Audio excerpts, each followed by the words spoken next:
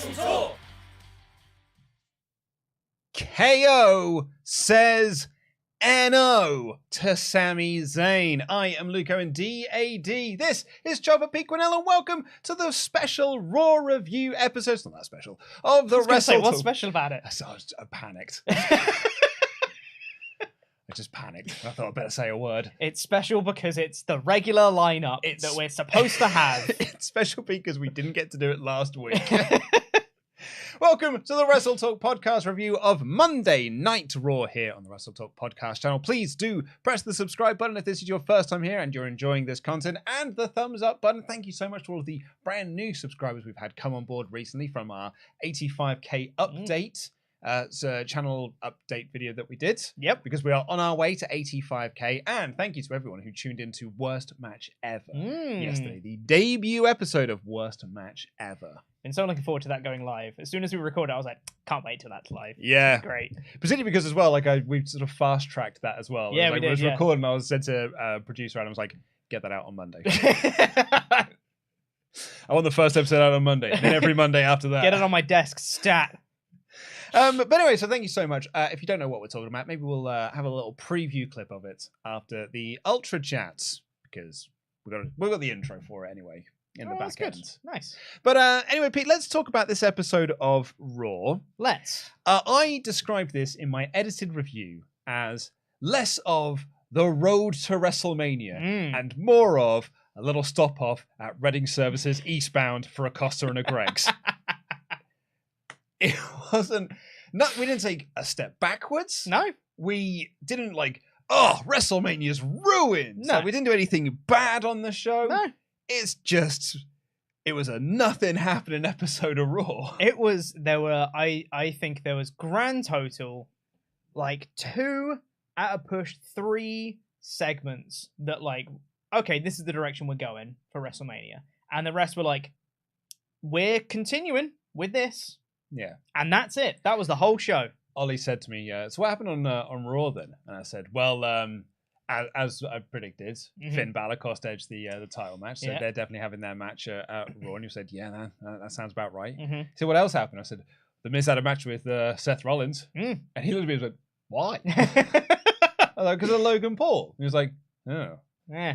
He said, what else happened? I said, well, Asuka had a match with Nikki Cross. He went, why?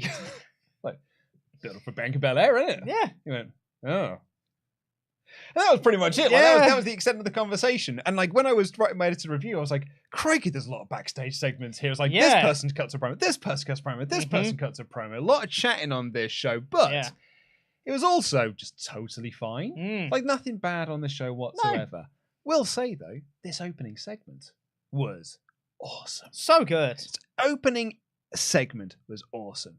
Because they opened with a video package showing you what happened at Elimination Chamber, where Sami Zayn let down the entire country of Canada by not winning the Universal Championship. Wop, wop. And then I wrote my notes here.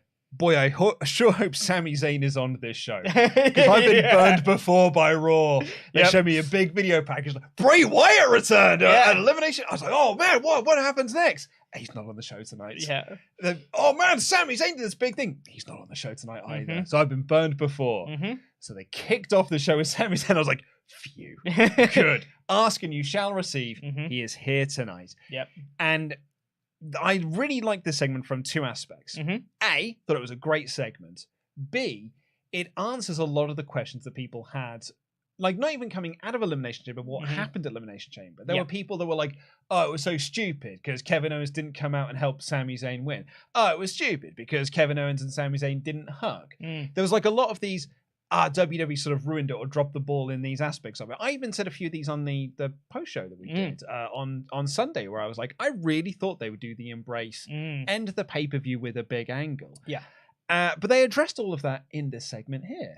And I thought that was a really smart thing to do. And it's not even a smart thing to do. It was clearly that was the next chapter in the story. Yeah. And this was clearly the plan they were working towards, because Sami Zayn came out and took him a while to start doing the promo because people were too busy chanting Olay at him and chanting his name, which was awesome. It's also fine. It's a 3-hour show. Kill as much time as you need, That's Sami. okay, yeah. I thought it was a little bit, I don't want to say awkward the way they got to it, but it was, they essentially really wanted to hammer home in this segment. Sammy's not challenging Roman Reigns, Yep. gang.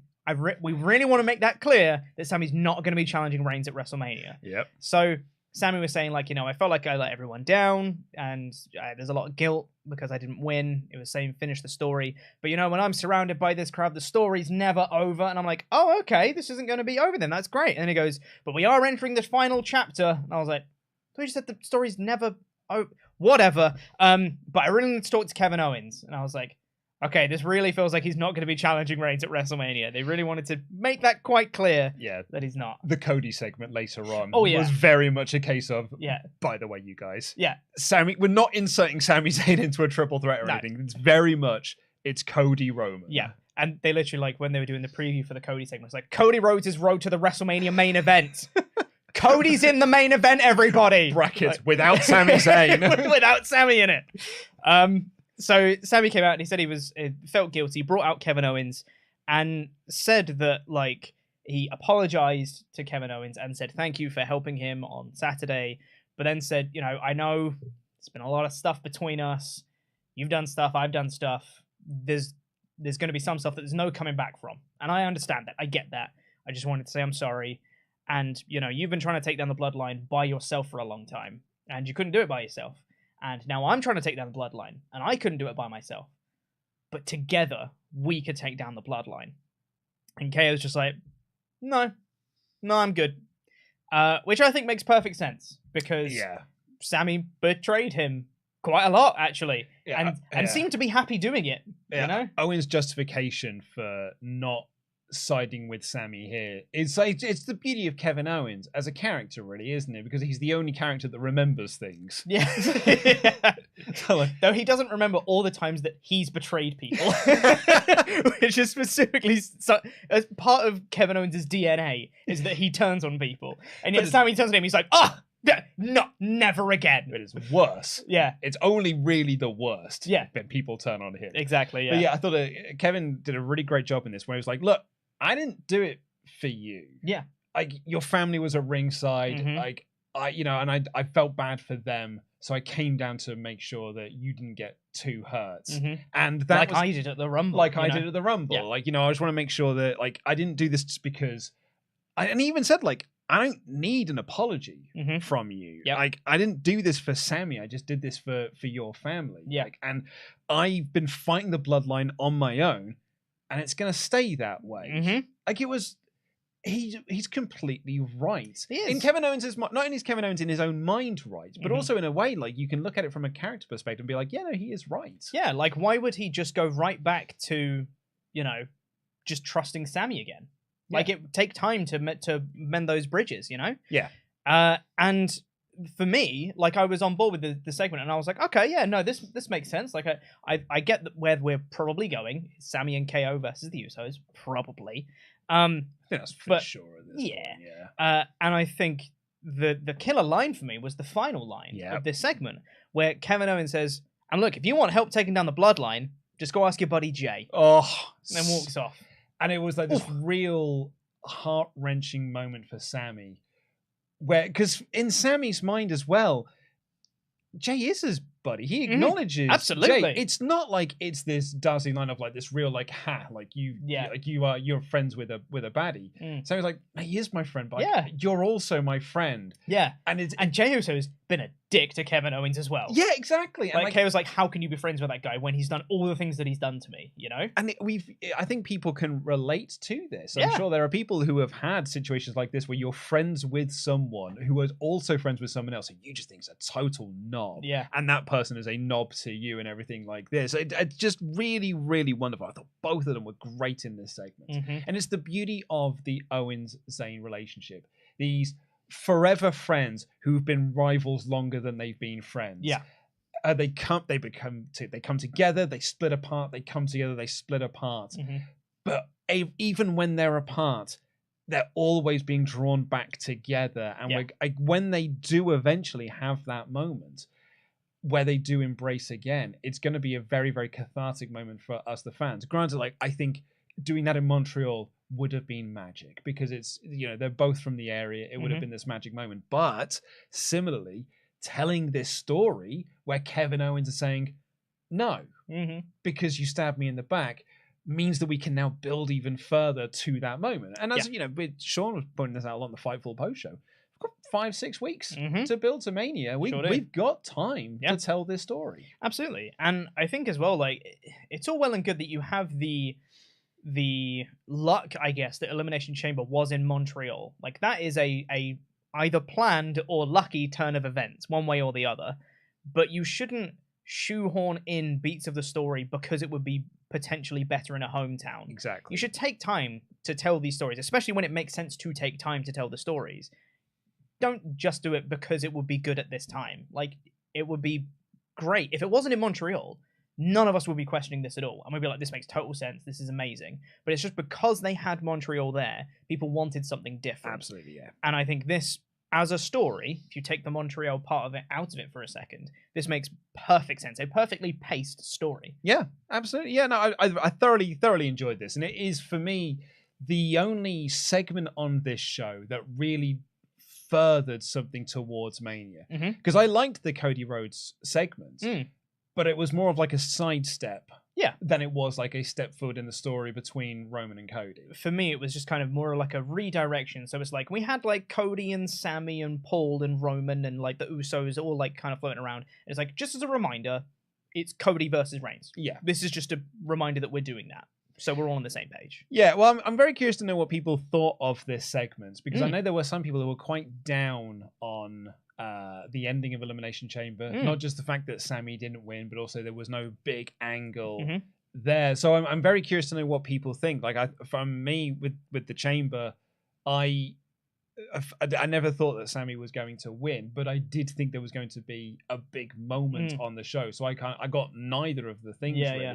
And my overall takeaway was like, oh, is this story actually? Did this match move this story forward? And I could say that maybe it didn't, but this segment here very much did. And also, as you mentioned earlier, it's now branching us off down this path, which is Sami's not in the main event of WrestleMania for the title, but he is going to be going for those tag titles, which is what I think collectively we've all known. we've all accepted. But there was part of us that were like, yeah, but what if though? Yeah, exactly. And the thing is as well, honestly, I still don't know where I fall on the Sami Zayn Roman Reigns Elimination Chamber match. Like, at the time, I was like, it's a really great finish. I was disappointed that Sami didn't win because Sami's my boy, and just like the fan part of me was just like, I just want Sami to win because I think it'll be cool. And I didn't know where we went from there. I don't know if it would make sense or it would actually be good for the story. I just wanted Sami to win because I think it would have been cool. And obviously he didn't win, and I'm like, it makes sense. It's Reigns versus Cody. And like, I still don't know where I land on this. Like, would it have been a good idea to have Sami win? Should they have just listened to that fan support and just gone, actually, I know we had plans for Mania, but we should change it for this, you know? Danielson it, effectively. Danielson it. But I don't know. I don't know what would have been smart and what not. I think I'm going to have to look back in hindsight, because I honestly don't know right now. I wanted to ask you, actually, because this is something else I've seen a few people discuss on the internet, and Brian Alvarez had this argument on Wrestling Observer, which is, you could have just given Sami wins the belt, but drops it back to Roman, say, the Friday after, or like a couple of weeks later, so you can still do Roman Cody, but you don't miss out on this possibly once in a lifetime opportunity to put the belt on Zayn here. From my personal perspective, I don't buy that at all. I don't either. I think the more important thing here is that Roman's champion for over 900 days. Exactly. I think the second you stop that, and then Roman's just like, he's now had it for 15 days. is quite the step down, and I think it hurts the Cody story. Absolutely. It hurts the Cody story more, and it hurts the Roman character way more than, what a lovely moment that was in Montreal. The thing is, to me, that's a very WWE mindset. What a moment. Yeah. Right? Doesn't matter about the story. What a moment. And to me, that would have taken away from, like the moment that Roman gets dethroned should be Roman gets dethroned. That is it. You know, like, maybe he could have a rematch, but he should lose the rematch, you know? He shouldn't have a rematch. But like, that should be the moment where the bloodline comes crumbling down, like everything ends for Roman Reigns after that title belt goes. He loses everything. That should be the moment when Roman Reigns gets dethroned, not we're going to put it on Sami because Montreal will pop really loud, and then we'll put it back on Roman, and everything will be the same. Because it won't. Because one, it will retroactively tarnish that moment, and it will harm the Roman Reigns character. I don't think it would be a good move at all. I had another point I was going to make, then it's completely slipped by me. Maybe I'll come back to it in a second. But I'll tell you what, let's get into your Ultra Chats on this, your UceyChats on this. Please join the conversation on WrestleTalk.com/support. We'll read out every single one of them above the $5 level. And you have got quite a bit to say about this. Because people have got some thoughts on the Sami thing. Remember, like a couple of weeks ago when we had the trial of Sami Zayn episode, and we spent the first hour just doing that? That happened on the Elimination Chamber review. First half hour was me and Ollie just talking about the match and what happened and everything, and then the second half hour was us just answering UceyChats on it, and then the rest of the half hour was, and here's all the other stuff on the show. Yeah. But Ben Valeric kicks us off here, said, you'd think that Zayn would learn from his experience with the Bloodline. Why are you looking to team up with Owens? Why would you feel sorry for him in the first place? The man turned on you his first day in WWE after you finally won the NXT Championship. Yeah, but they have a complicated relationship. That's it, isn't it? Yeah, like you're right, Ben. On paper, it doesn't seem to make a lot of sense, but it's Sami and Kevin. Yeah. And particularly if you link that back even further, which they themselves do, though can't really do it in so many words anymore. Yeah, the relationship that Owens had with Sami Zayn fan El Generico. Yeah, because they're not the same person. They're not the same person. They can link it all together, and like they drive a lot of what they do on screen from the stuff that those two did in Ring of Honor. Exactly. Yeah. So yeah, Ben, I think you're right on paper, but it does work in the big things, the big stories. But Ben continues here. He said he did the same with Jericho. That is. There's a locker room full of people with a problem with the Bloodline. You could pick someone else. I know their history, they're long friends, but still, it's like teaming up The Miz. He will turn on you. They always do. Sami should know better. Anyway, I love the story and their chemistry. Can't wait for them to team up and win the tag titles. It's already and will continue to be so good that I kind of sort of ignore their history, even though I shouldn't have to. I guess that's just wrestling. I think their history is actually a big part of it. You're not supposed to ignore it. Yeah. You're supposed to think about that and acknowledge how that's changed their relationship, because they are still friends, even despite all of this stuff. You could call it a toxic relationship if you want to, because it might be. It might very well be. Just be that. But like they have some real issues between each other, but they also like each other, and they can't be without each other. It's like Batman and the Joker. But not. Do you know what they do? They love each other. Yeah, they do. And love's a complicated feeling. Sure is. Yeah. Dan Shewell. Usos versus Sami and KO at Mania for the titles. You can book this match with a narrative Jay and Sami fighting for the titles but respecting each other. Roman retains against Cody and he's mad at the Uso for losing the titles. Jay versus Roman at SummerSlam. So I was going to say, the more and more I think about this now, and I've quite a few people have mentioned this in UceyChats at this point, I really feel like that is the ending of this. And I've said it a couple of times on the show as well. Jay versus Roman. It started with Jay Roman. It should probably end with Jay versus Roman. I don't think Cody's winning at Mania. Oh my God! I don't think he is. I didn't hear anything about the possibility of Reigns retaining against Cody until like a couple days ago. And then people have been like, yeah, but what if Reigns just wins at Mania? I was like, I hadn't even considered that possibility. I said it on the Elimination Chamber review with Ollie. I was like, I don't think Cody's going to win. Like, I can see Roman retaining. God. And the more I think about it, the more I'm like, yeah, I think Roman's going to retain. Can you... See, the thing is, it's totally possible that Reigns could win, right? It's totally possible that Cody could win. I don't know if you need... Because people always said that, like, if we do Roman versus Rock, it's not about the titles. You don't need the titles for that match, whether they're on the line or not, or if Roman's still the champ, whatever. It's about more than that. I think a Jay versus Roman match doesn't need the titles on the line. It's about being head of the table. It's about being head of the table. Or it can just be about Jay just enacting revenge against all the crap that Roman's put him through. That's it, yeah, because if you are doing Jay Roman, if we're going to go with this narrative of it's Jay Roman, that's the final chapter of this. It started with them, it's going to end with them. Do you want to see Jey Uso as World Heavyweight Champion? Because honestly, what a moment, but where'd you go from there? That's what I mean. It's like, it's great. It's a wonderful end point and him lifting up the titles. But I would be like, yeah, but where do you go next with Jay. Yeah. As a singles guy with champions. And then you're like, he probably wouldn't have it for very long. Yeah.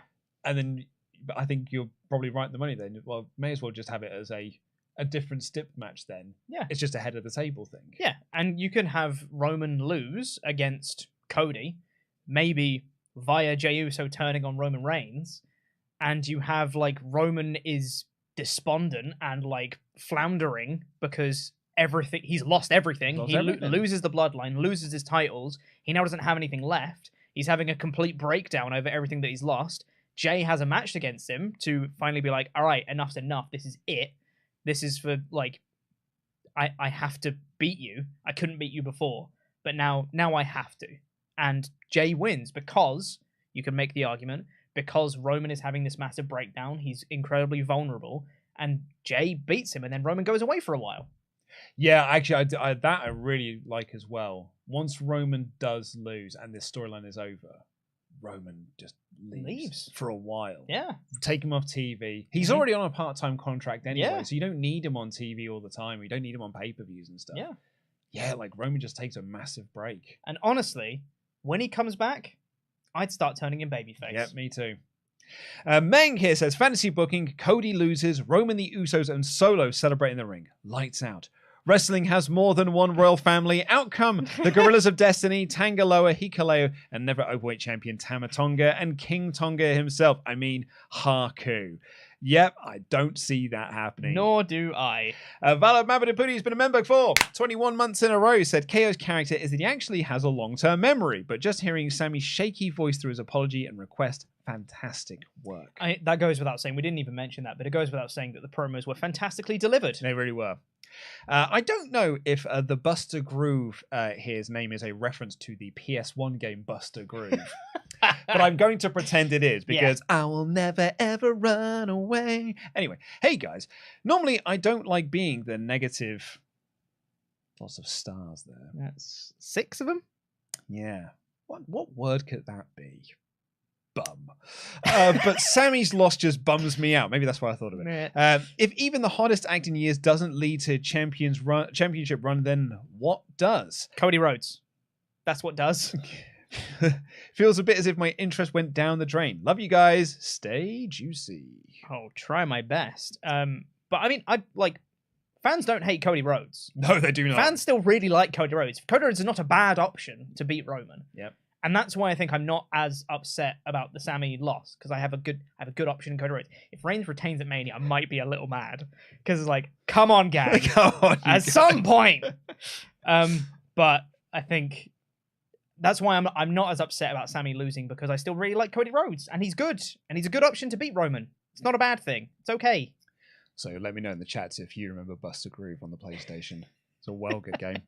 Reformed Dollar Bills said, I've been watching the whole Bloodline story again, and I love Sami Zayn, but him beating Roman just doesn't give Kevin or Jay the ending they deserve in all of this. They need Sami for that, so I'm absolutely all for the direction they're going. And to be honest, I'm all for Bloodline Mania. Have Cody versus Roman, Sami versus KO, Sami and KO versus the Usos, get Solo an opponent, and etc.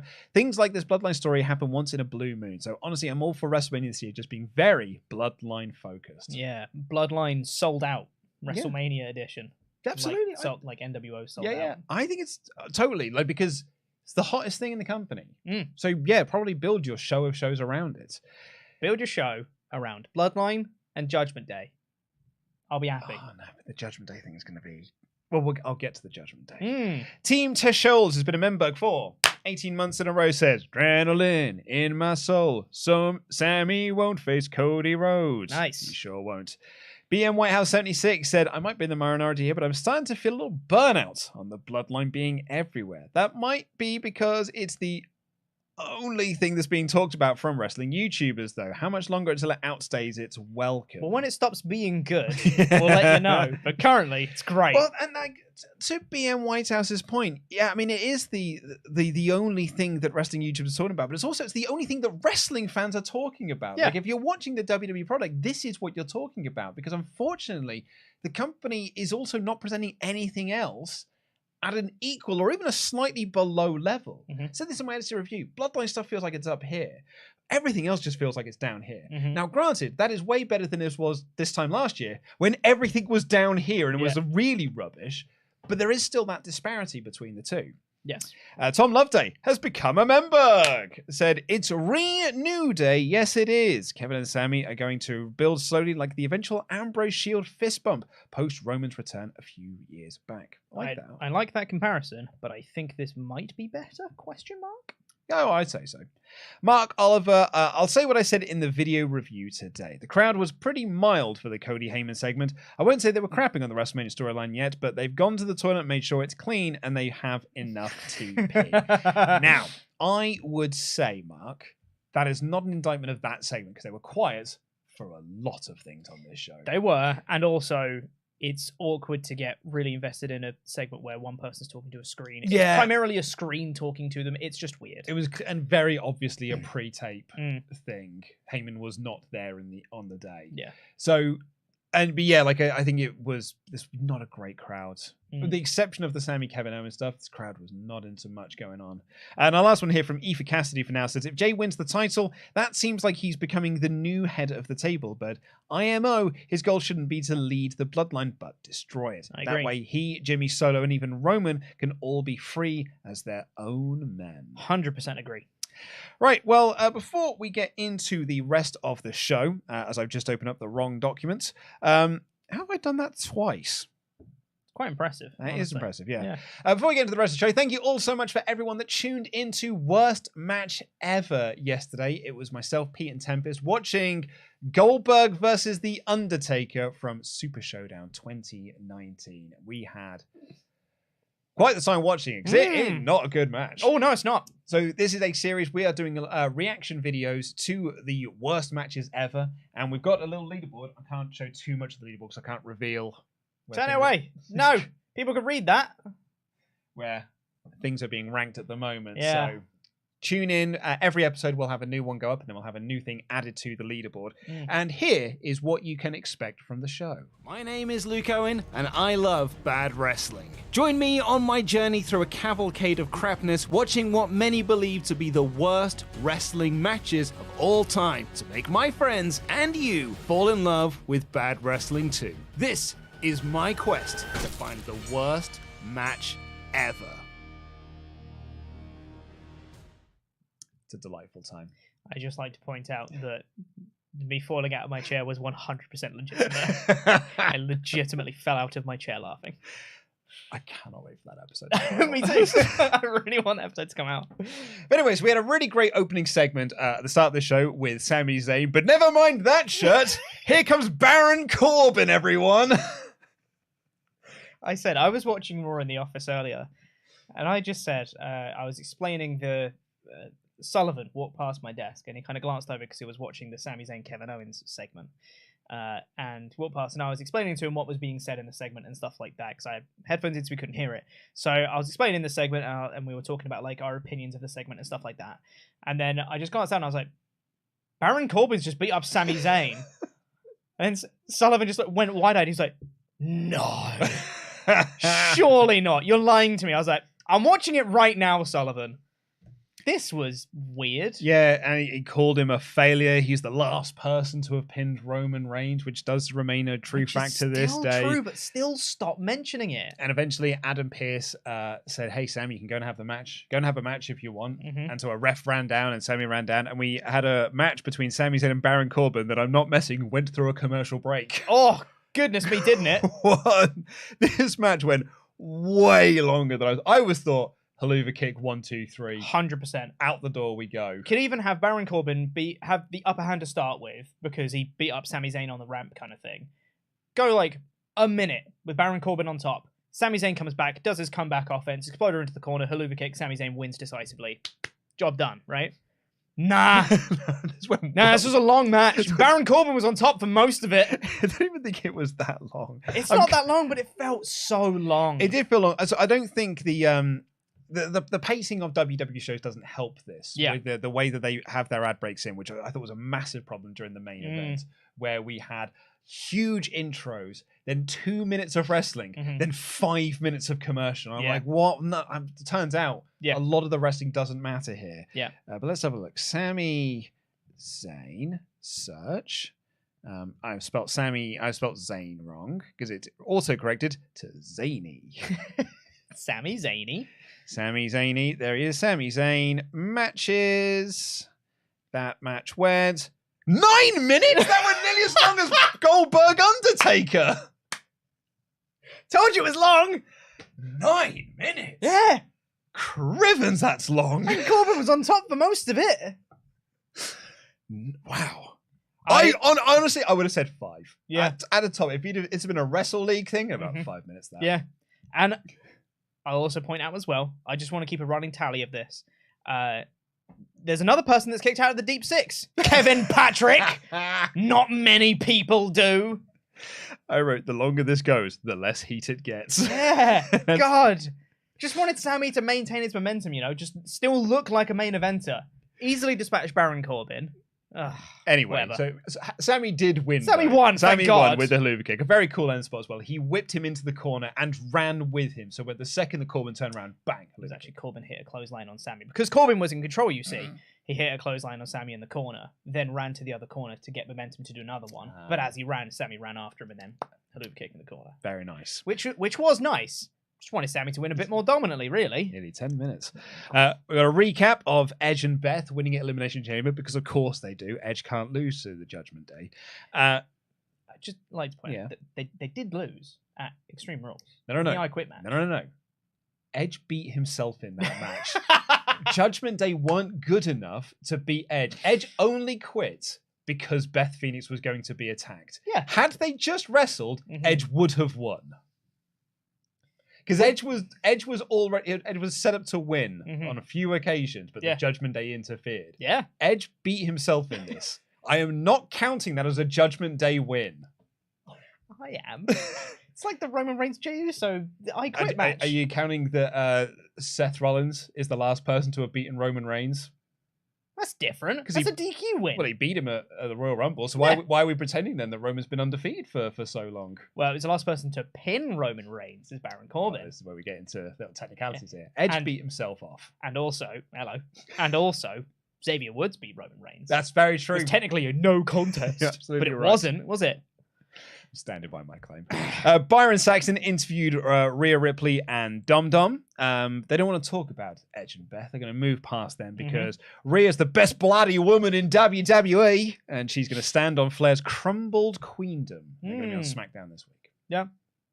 Honestly, when you say it like that, sounds like a terrible promo, but she delivered it really well. Good promo, mate. She made it all right. Good and promo. She said she's going to go to SmackDown, and Dom said, "Oh, my dad's got a match over there. I'll join you." Nice. Crucially, my deadbeat dad. Yeah. Lovely stuff. So, are we going to go for a Ray Dom match at Mania? I think so. Yeah. Yeah. I think mask on the line. That would be real cool. Yeah. I'd like it a lot. If Dominic unmasks Ray, that's fun.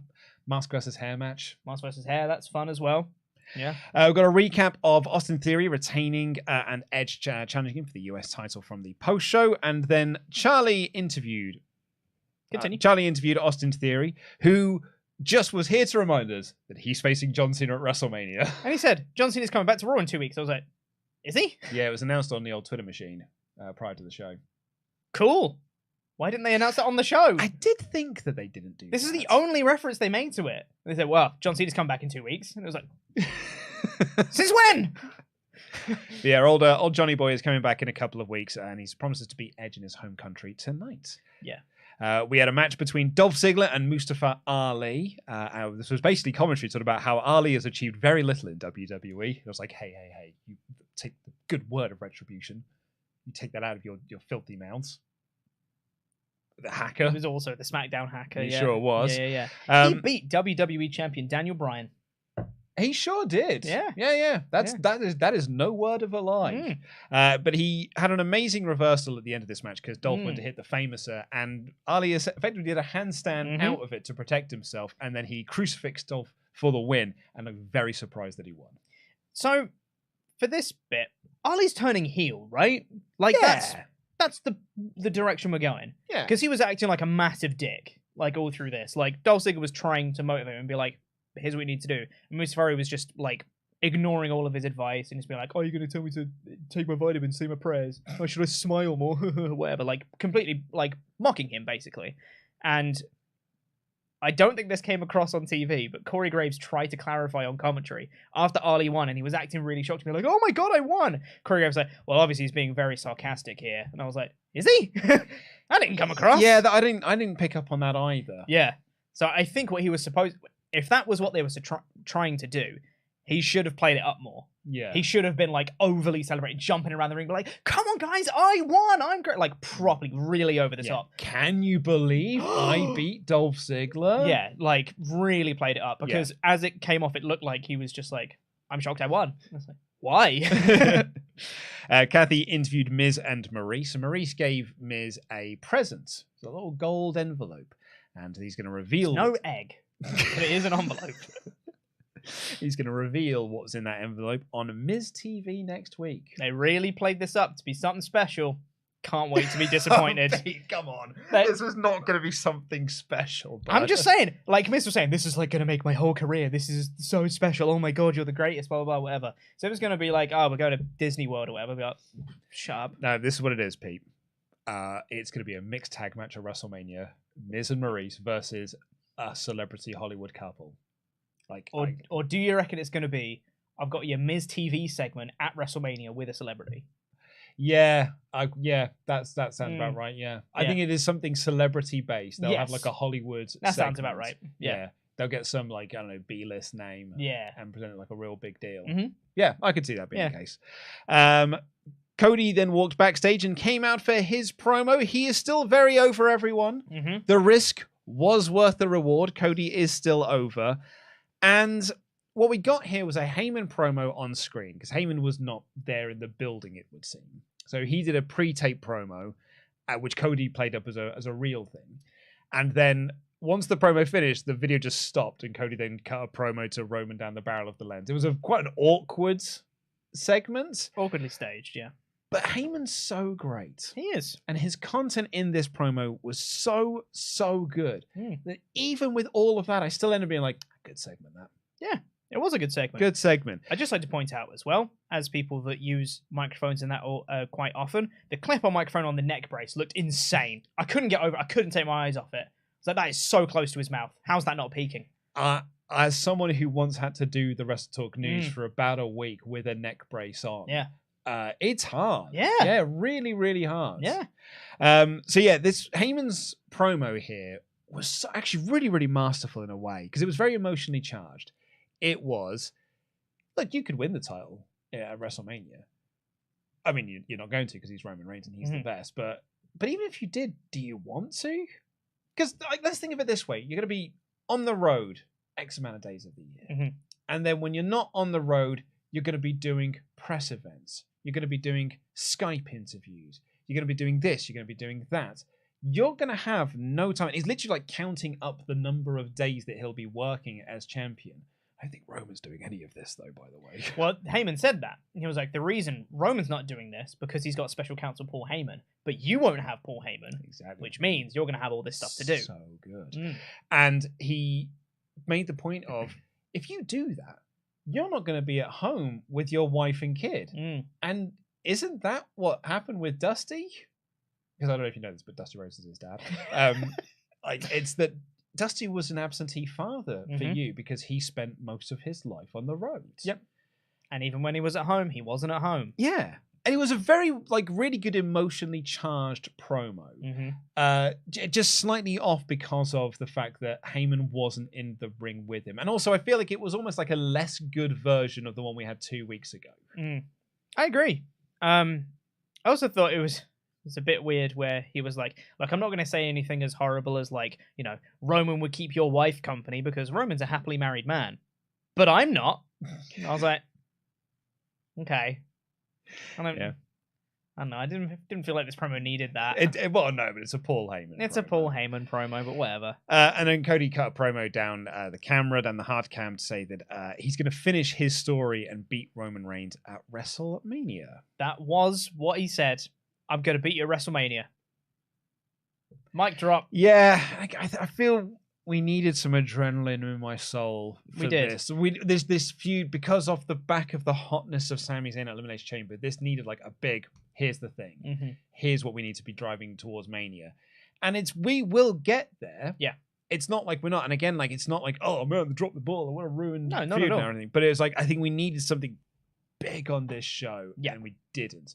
I wonder if the big thing will happen on SmackDown. Because that does seem to be the standard. And we'll definitely get some Bloodline stuff on SmackDown regardless. I think that they seem to be hyping on this show. There was a few promo segments for SmackDown, and it looked like we're going to be getting some Jey Uso resolution, at least like the next chapter in that story of Jey Uso and the Bloodline, etc. We've got a recap of Asuka winning at Elimination Chamber, and then she had a match with Nikki Cross, where Bianca Belair came out immediately talking about her being Miss WrestleMania, like main eventing and putting on matches of the years and all this sort of stuff, because she is very much becoming Miss WrestleMania. She's always like the standout performers there. But she is a horrible actor at ringside. There was someone who said in the worst match ever comments yesterday, I was like, guys, I'm really enjoying the show, but you guys are overacting too much. Like, there's no one really watches wrestling this way. But legit, those are our reactions when we're watching this show. Yeah.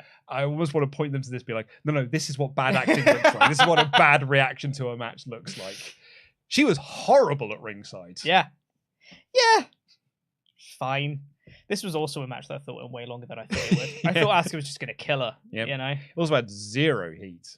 Yeah, it really didn't. This is again one of those things. But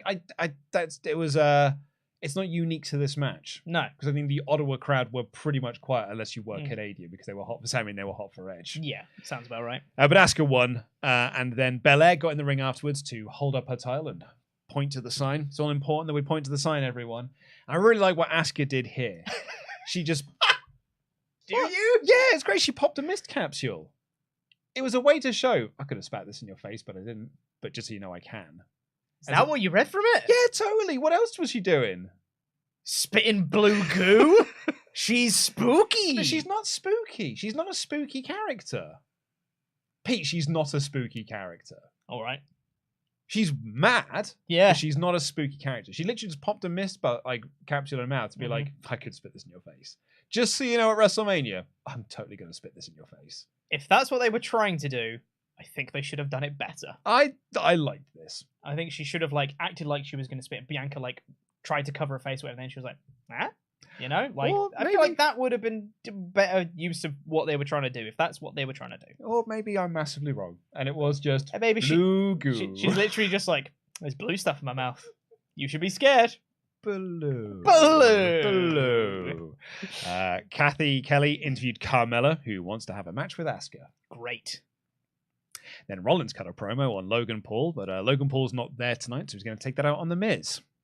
Seth was weirdly happy. Hey, there's Seth's always. I know Seth is weird, and he's always dancing, and he laughs and all that stuff, but he seemed especially deranged on this show. Well, I think he's losing his mind. I am reaping the benefits in terms of Logan Paul cost him the US title with his own move, no less. Sure. But anyway, yeah. So Rollins cut that promo. Then we got a recap of Brock and Bobby, and then we got MVP cutting a promo where he sets up Brock Lesnar's WrestleMania match. Omos. I don't buy it.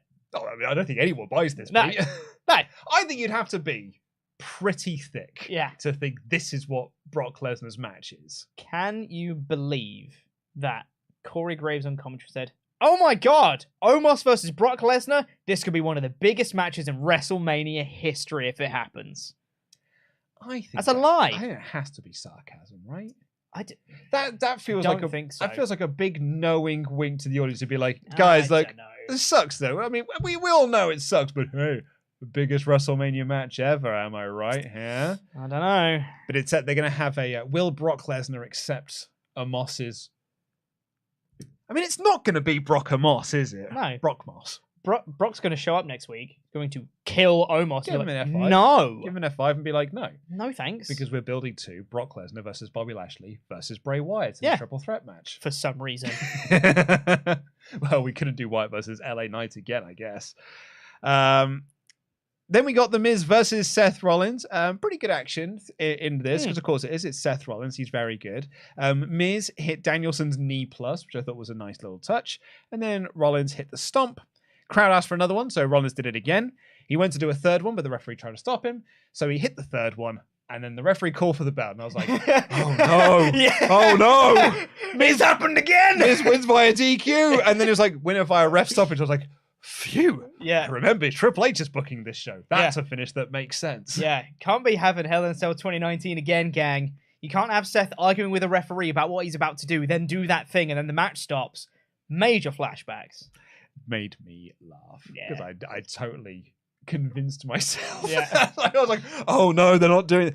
Oh, no, and the crowd responded like that as well. When the bell rang, they were like, and then it was like, you win it by ref stop. Seth Rollins went, like you could feel them going, whew, yeah, that was close. Cool. Okay. Adam Pearce made Carmella versus Asuka official for next week, and then Chelsea Green called him onto the phone. She's not allowed in Canada. So Adam Pearce pretended that he was in bad reception and hung up on her. Well, she said on the phone that she got sent to Ottawa, Illinois, rather than Ottawa, Canada, which is quite funny, actually, because she's not allowed in Canada. Yeah. Fine. I've got a theory as to where this is heading. All will be revealed on the next episode of WrestleTalk's 3 Count. Ooh, interesting. Chad and Otis were hanging out backstage, just flexing in the mirror, being like, hey, I think I could do this modeling thing. Then Bronson Reed walked up and said, this is not how you prepare for a match. This ain't how you prepare for a match, mate. And then they had a tease to share a showdown between him and Otis. Cool. Big meaty man. Ding dong hello with Damage Control. It's family day in Canada, apparently, so Bayley was spending time with her family. And then she, unfortunately, handed the microphone to Dakota Kai to cut a promo. Yeah. I love King Kota. Yeah. I do. I've got all the time in the world for King Kota. I think King Kota is awesome. I love me some Dakota Kai. This was not good. This wasn't great. And I don't like saying that. Yeah. But it wasn't though. But it wasn't though, was it? But it wasn't though, was it? Yeah. It was quite...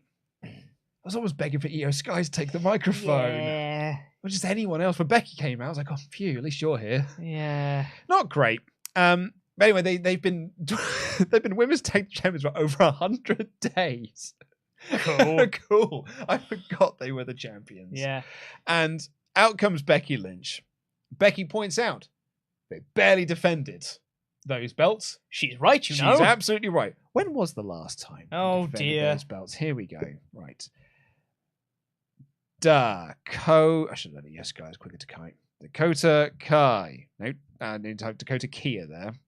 Because I did type Dakota Kia. It's the Sportage on my mind while I'm trying to buy myself a new car. Dakota Kai.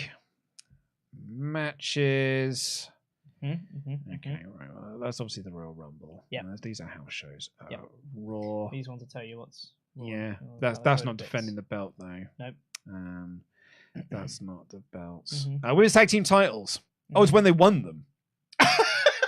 What, so they haven't defended them at all? Yeah, so they won them at Crown Jewel and then haven't defended them since on TV. Oh, no, they did. They defeated Liv Morgan and Tegan Nox in December.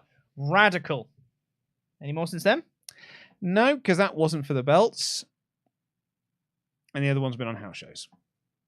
Sick. What a reign.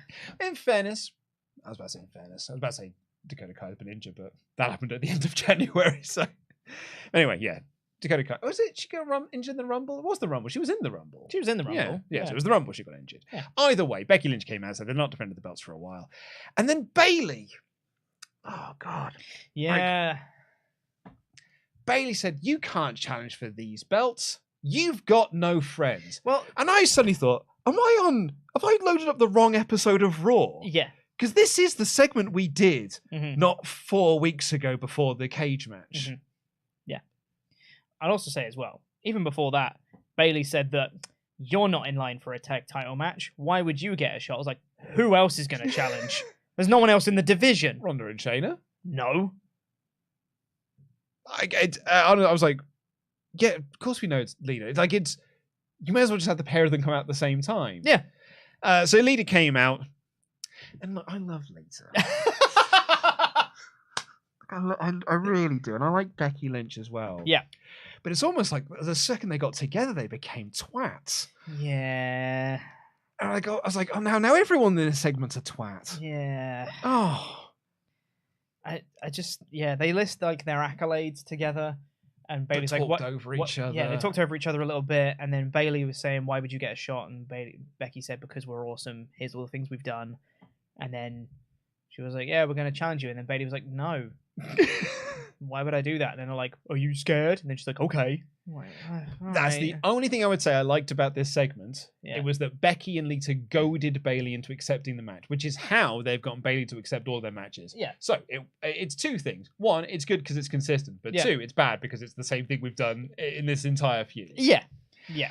But either way, we are getting a match next week. Mm-hmm. It is Becky Lynch and Lita versus Damage Control for the Women's Tag Team Championships. Yeah. Trish Stratus was there tonight. She sure was.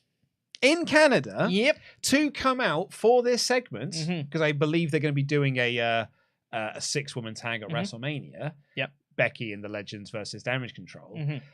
But plans were changed. Yep. And Trish went home. Yep.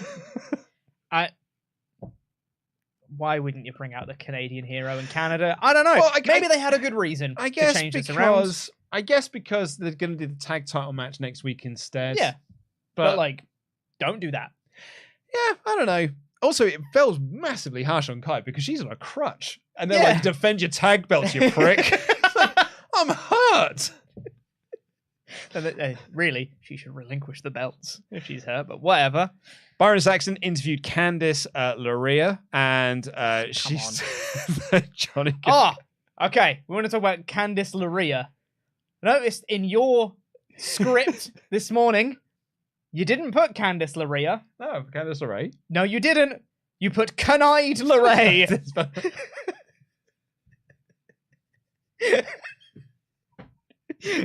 Luke, it bugs me so much. I need to think of another way next week. CANIDE. I'm writing it on a train. What more do you want? Our trains have got like no thing. Like with my knees are touching the seat in front of me. I've not a lot of arm room. I misspell words when I'm writing on the train. And Google Docs will then correct it for me when I get back on Wi-Fi. Canide. I'm on a train, Pete. Give me a break. All right. Anyway, Byron Saxton interviewed Kaideen.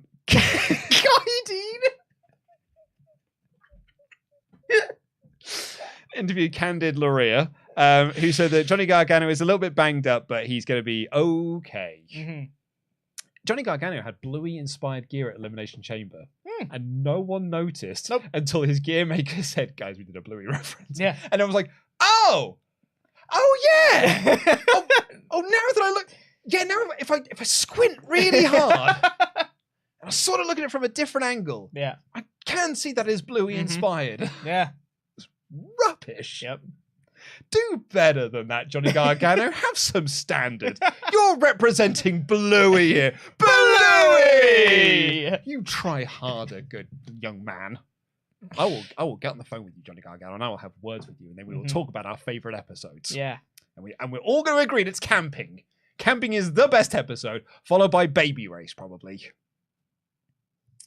Yep. Anyway, Nikki Cross walked up, and Candid Rhea walked after her and said, "Oi, stop stalking me. I've got a match next week, and I don't want you distracting me during that match." And Nikki Cross said, "All of my friends are gone." And she walked away. And she's alone. Because sanity are returning. Sanity return confirmed! Sanity return confirmed, everyone. Finally, I'll be proven right. Been predicting it since the end of last year. It's like October. And like, Sanity will be back in a couple of weeks' time. Yeah, but Sanity though, isn't it? Yeah, but probably back soon. Yeah, but probably Sanity at the Rumble though, eh? Chad Gable took on Bronson Reed. Otis got distracted by Maxine Dupree. And then Corey said, Otis always gets distracted by snacks. Ew. Don't say that, Corey. It was such a distracting moment that the crowd missed Chad Gable hitting the Chaos Theory on Bronson Reed. Did they? I didn't notice him miss it. I popped a little bit. Yeah, well, maybe it's just it was the Ottawa crowd. But I was like, he hit the Chaos Theory on Bronson Reed. It was cool. Make some noise. Yeah. Like X-Pac comes out, make some noise. Yeah. But anyway, Chad got distracted and he lost. I'm still dumbfounded. Honestly, I'm genuinely dumbfounded still that Bronson Reed gets no reaction. Because they did such a good job with him at Elimination Chamber to make him seem like a big deal. He has really cool moves. And they pop every time he does a tsunami. The crowd are like, oh my god, that's so cool. It's like, yes! So react when he comes out!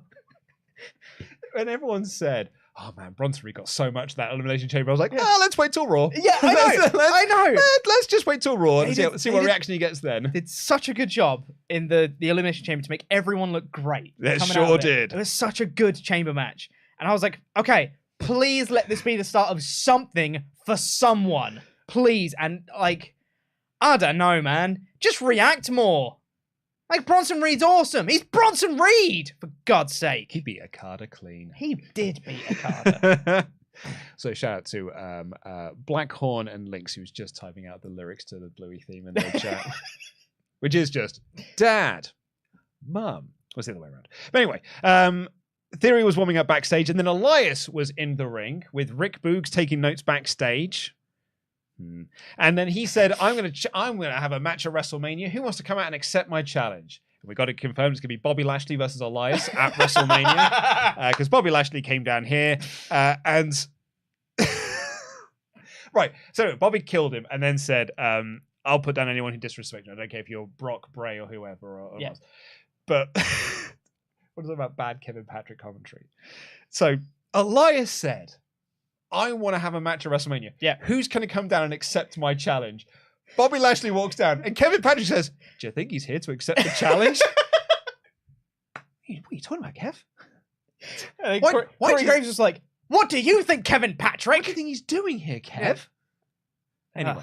Anyway. Byron Saxton interviewed Edge, who said that Judgment Day were going to interfere in the main event of this the show because they're behind him now. I will also say, I legitimately quite like this promo. Yeah. Edge being like, I haven't won a title in ages, and you and I both know I am running out of time to win a title. Yeah, it's good. This title it would be really great if I could do this.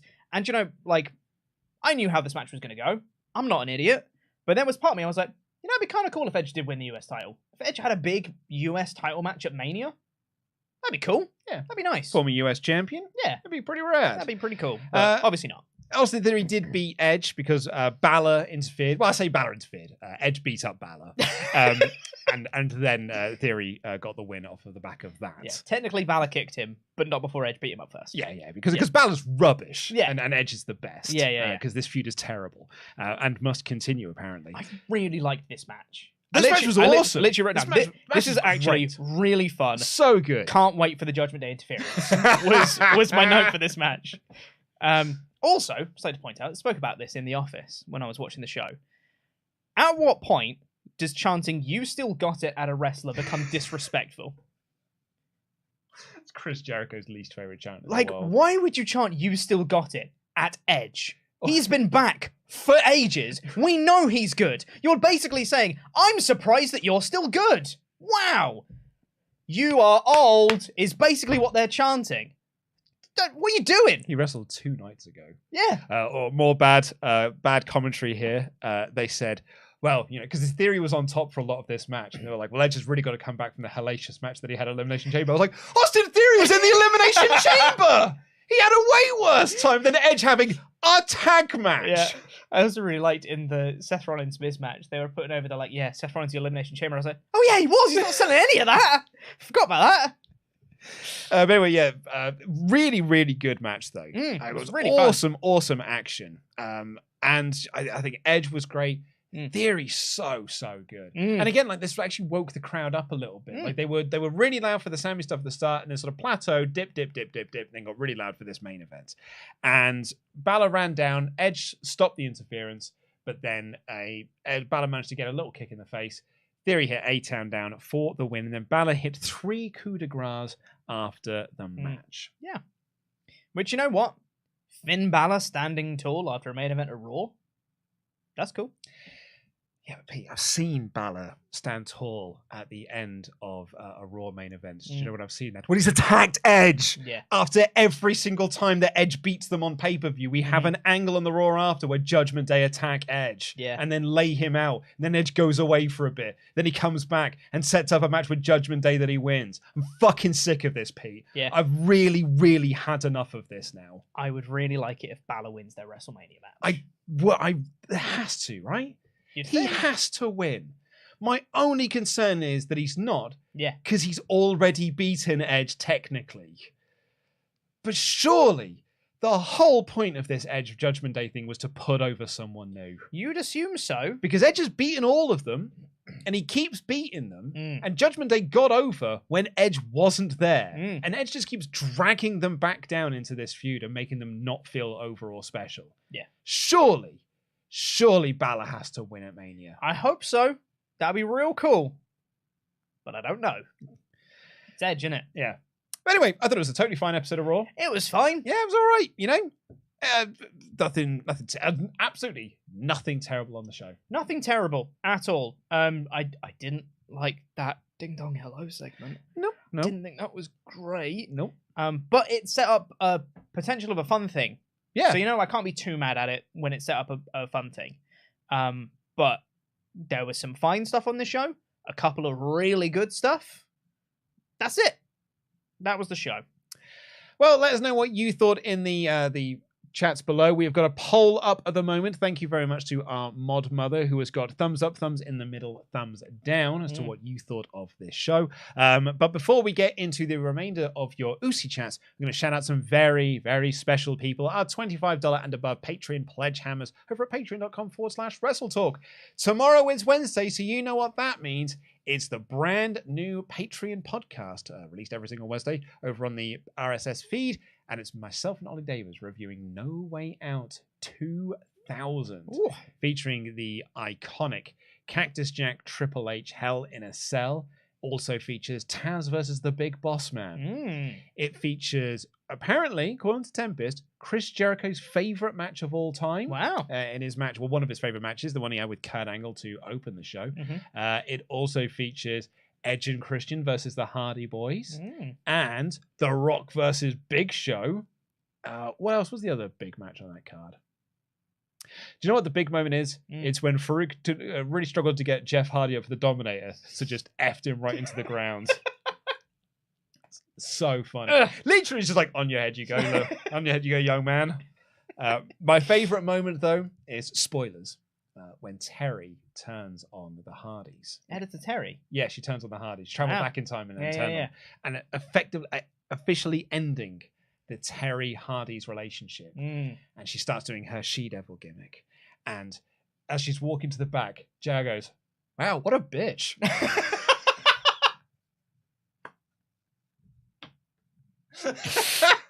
Pretty good.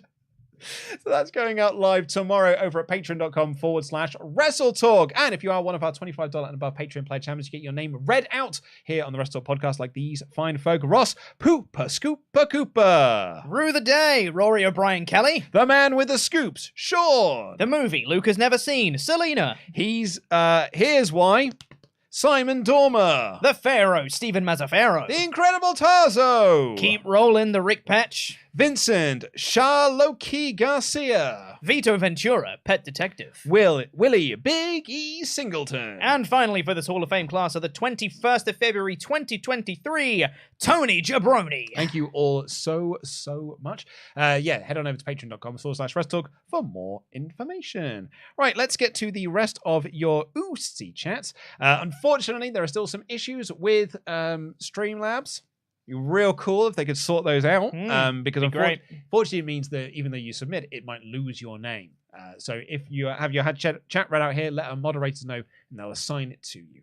God, every time. I've just seen the first 3 words of this UceyChat. I know, right? Every time. Continue. First time Ultra Chatter. Every time. So, you've lost your username. I'm so sorry that Streamlabs has Please lost let us know who you are. I was there last night. Crowd was super crazy for Sami and Edge. Lost my voice chanting, let's go, Sami. After Edge's match, he told the crowd this might be his last time in Ottawa. Perhaps retirement after this current contract. Yeah, Balor will retire him. Well, he's been saying as much. Like he said in interviews last year that he wants to retire in Toronto. Yep. And there is a Raw show in Toronto in August. He's like, I'll probably be where it is. I'll probably be like where I have my last match. And I'll just retire then. His contract is up this year because he signed a 3-year deal when he came back in 2020. Although I'm sure Dax Harwood will be doing everything he can to get that FTR versus Edge and Christian match that he wants to do in AEW. Maybe that'll be the match in Toronto. They'll have a special one appearance. WWE and AEW will work together to get Christian Cage over on WWE. Oh, I thought you were just going to mean that he just goes across to AEW. And then they do a show in Toronto, and he's just like, "Now, what I said was true from a certain point of view. This is my it was my final WWE match in Toronto. There you go. But this is my last ever match in Toronto." Another unknown username, please do let our moderators know. It said, can we all agree that Seth Rollins should actually be the next Joker? He might be the best fit since Heath. No, I cannot agree to that. I really like the Hollywood parody. I think it's very funny that Seth Rollins is the Joker. Corbin should retire Edge. Don't even. I think the parody is very funny. The Hollywood parody of Seth Rollins as Joker. I think it fits. It's funny. Works. Would never want to see Seth Rollins be the actual Joker. No. I think that would be too much for an entire movie. That would be awful. Yeah. You know what? It would work in a very silly movie. If it was a Batman versus Robin type Batman movie, I could see Seth Rollins as the Joker in that. Yeah, as a comedy thing to sell toys. Yeah. Could do a big deal with Mattel. That I could see. Yeah. Luke Thomas here says, hey, Luke and Pete. I say watching Rollins win via ref stoppage due to kicking too much ass gave me uncomfortable flashbacks. Or at least he won. Can't wait for Lesnar versus Omos, a potential show stealer. Love you guys. Keep up the great work. I really hope you're being sarcastic. Otherwise, I just laughed at your very serious opinion. Also, the kicking too much ass is fine. If it's like a knockout, that's fine. That's a legit way to win. Also, and like the kicking too much ass thing, that kind of a running meme is because it was a DQ thing. Got DQ'd for winning too much. Yes. If you just win for beating up your opponent too much, that's fine. I remember the first time that WWE, and this is a Triple H, led thing, kind of changed the narrative a little bit on that. It's when Owens won the NXT title via ref stoppage. Yeah. And he beats up Sami, and then the referee calls for the bell, and everyone was like, oh, what? This is how we're ending it. And they were like, no, the winner via ref stoppage is Kevin Owens. He's your new NXT champion. Yeah. And I remember Vinny on the Brian and Vinny show, Vince Verhey, was just like, that just makes sense. That is how a ref stoppage works. Like he won. Yeah. The other guy couldn't stand up anymore. Yeah. So he won. That's it. Another unknown username here, please do let our moderators know, said, I was at the show last night. Ottawa is a sleepy 9 till 5 government town, so I suppose WWE didn't feel like bringing their A game in case the crowd didn't respond accordingly. Nice. Charles Turner has been a member for 17 months in a row, says, Lita and Trish, because Becky will get taken out before the match, will win the titles, then face Ronda and Shayna Baszler at Mania. Huh. So next week, you're saying it's going to be Lita Becky will get taken out. Yeah. And then Trish will come out to help Lita. Lita and Trish will win, and then they'll face Ronda and Shayna at WrestleMania. I don't necessarily hate that. No. But I don't know if I like it either. But I think it also gives Ronda and Shayna, because I was thinking about this, like if it is Becky, Lita, and Trish versus Damage Control, I'm like, what do you do with Ronda and Shayna then? Apart from probably facing like Shotzi and Tegan Nox or something. Sounds about right. Here's a question though: if you do Lita and Trish versus Ronda and Shayna, what do you do with Damage Control, and what do you do with Becky? That isn't Becky versus Bayley again, please. Well, that's the thing. It would just be that way. No! Seen that so much. How long have they been feuding? Because it feels like about a year. It's October at the very earliest. Juan Perez has been a member for 17 months in a row. Before people, because there will be someone who's like, I thought you want long-term storytelling. It's not the same thing. Not the same thing. This is a one-note story told over 4 or 5 months. Juan Perez has been a member for 17 months in a row, said, Brandy Rose should go head-to-head with Paul Heyman. No. Yeah. No, that gives me real flashbacks of Brandy Rhodes and Dan Lambert. Oh, no, let's not. I'm not doing it. Not doing that again. I actually really want it. No! Oh, but you little chaos gremlin. Absolutely not. Oh, but Pete, imagine it though, live in front of a WWE crowd. Brandy Rhodes cutting a promo on Paul Heyman. No. That sounds like magic to me.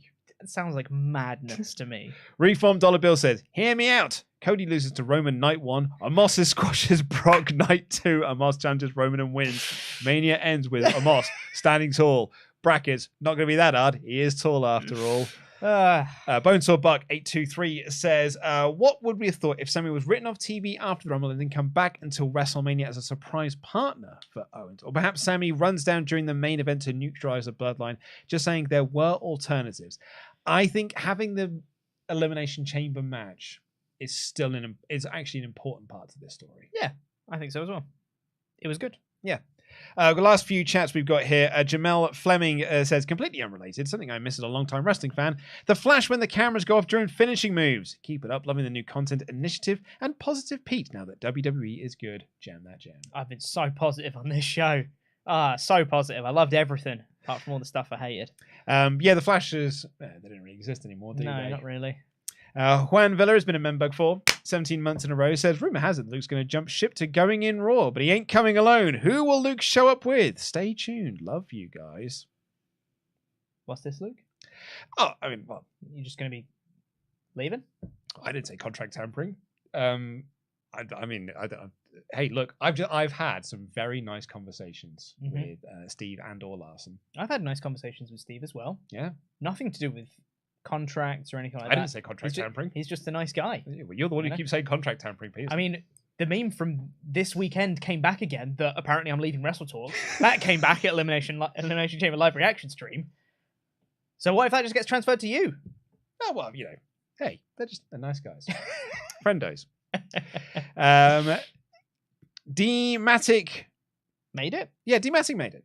Hey guys, just wondering when the next Quiz or Mania will take place, as we didn't get one during Rumble weekend. Well, we said the first one was going to be around WrestleMania season, so it'll be March, April time. Yes. I think it's end of March. I think it's sounds about right. Yeah, I think that's when we're going to be doing it. If Mania's beginning of April, literally April 1st and 2nd, then it'll be end of March. And amazing, the Buster Groove Ultra Chat didn't say here's another Ultra Chat, only because Luke got the reference. I will never ever run away. I'll be here to fight another day. I will make you realize. What a tune. That's capital T tunage right there. Please don't let us get a copyright strike from your immaculate singing. Yeah, because like the bots are going through. It's like, hang on a crack. Is that that Buster Groove? Buster Groove from that PlayStation game from 1998? I think it might be copyright strike. And lastly here from Justin Reed, who's become a member, and Vinod Kumar has become a member. Right, thank you all so much. We are going to end the poll here to find out what you all thought of this show. Thumbs in the middle, 62%. Thumbs up, 32%. Thumbs down, 5%. So that sounds about right. In the middle, but very much leaning upwards. Yeah, which I think checks out. Yeah, but I think that is more overwhelmingly facing upwards than I would have thought. Really? Considering it was such a middling show. Well, 62% of people agreed. Yeah, which is why I thought there'd be more people giving it a thumbs in the middle. Because they're like, thumbs up is saying, no, I thought this was an excellent show. Well, I think thumbs up is like, it's a good show. Yeah. Which is somewhere in that middle bit of between mid and you're trying to say excellent. That 3 options just isn't enough, Pete? Yes, that is what I'm saying. All right, really, you need 5. All right, Mr. Meltzer, with your quarter-star raise. I can't do 5 on a poll, I know Pete. you can't. I'm complaining about YouTube, not you. There's only a 4. Tube. Anyway, thank you all so much. That was a silly joke. Oh, we've got one more. Got one more. NSO has been a member for 18 months in a row. So enjoyed your worst match show. Can't wait to see what's next. Tempest show is killing it too. I agree. We're recording new episodes of that tomorrow. Oh, I'm already stressing out. I'm so nervous. We are recording new episodes of Survival Series tomorrow. I don't know when the first episode of that goes out. I do. When is it? Don't know whether I should say. Oh. I don't know what's oh well, because it's not public because it's information. not ours to announce. I think you're saying like you're announcing a brand new date in the calendar or something. No. I'm not sure I'm in a position to announce a new date on the calendar. Lousy smart weather. It's not my show. I'm not going to take away from Tempest's announcement. That's fair. Tweet Tempest at Tempest WT, and maybe he'll answer. Thank you all so much for watching. We will see you on Thursday with the AEW Dynamite review. There's a battle royal. One of those team members in that battle royal definitely can't be a Revolution because they're booked for a New Japan show. So I don't think they're going to win. Anyway, we'll see you next time. I've been Luke and DAD. That has been Pete. jam that jam.